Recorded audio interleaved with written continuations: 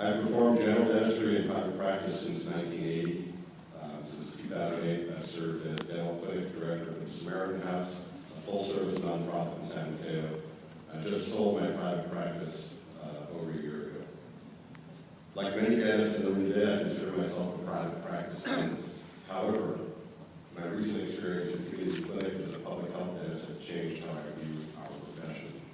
I'm standing at the con microphone in support of SB 694, but I feel much better about what I'm going to say if there was a third microphone, more in the middle of the room.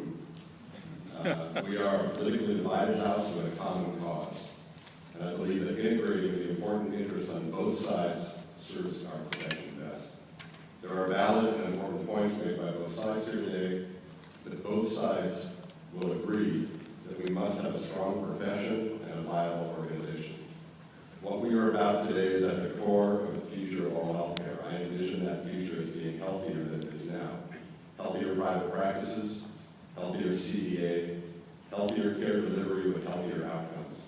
I believe that the only way to achieve these common goals is for dentists, not legislators or advocacy groups, to lead oral health care innovation in the future of integrated and patient-centered health care. There's much insecurity about who is currently leading oral health care reform. Our profession should be. Having said that, I believe that the foundation of our profession and the basis for our leadership is good science. Without rigorous, evidence-based research to support our recommendations, we abdicate that leadership role. If we recoil from that responsibility and become an obstacle in the political process, we cease to function as a profession. If we come across as attempting to limit research or fight it before we even know its results, we lose all credibility. Your time is up, sir. Thank you. Thank you. Front microphone.